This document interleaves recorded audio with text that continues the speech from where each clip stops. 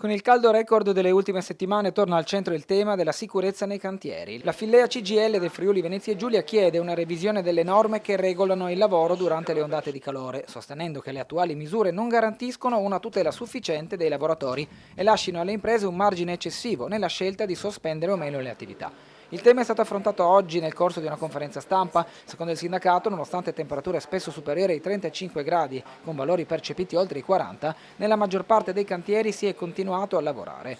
Tra gli esempi portati c'è anche quello dei lavori di asfaltatura in corso a Udine, considerati particolarmente esposti ai rischi legati al caldo. La Fillea sollecita un intervento su due fronti: la revisione di norme e ordinanze e un rafforzamento dei controlli, ritenuti indispensabili per garantire il rispetto delle misure di sicurezza.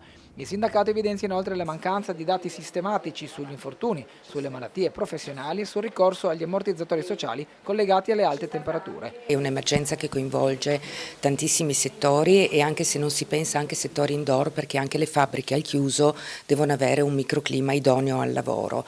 Il problema è che non è più un'emergenza ma è un fatto strutturale e quindi come Fillea CGIL ma anche come Camera del Lavoro abbiamo deciso di preparare una piattaforma con delle osservazioni da proporre a Regione, Prefettura, organismi di vigilanza con cui andare ad affrontare in maniera strutturale il problema del caldo. Ci sono comunque delle carenze a livello di quanto è stato fatto fino adesso, perché ad esempio l'ordinanza regionale prevede che ci sia uno stop ai lavori da mezzogiorno e mezza alle 4, però se questo non viene osservato non c'è nessun numero a cui fare riferimento per denunciare la cosa e nessuno che rileva le infrazioni. Quindi anche questa è una questione che andrebbe messa a posto. Tra le criticità segnalate anche la necessità di rispettare le scadenze dei cantieri, comprese quelle legate al PNRR. Per la Fillea è quindi necessario adottare strumenti strutturali che consentano di conciliare i tempi di realizzazione delle opere con la tutela della salute e della sicurezza dei lavoratori.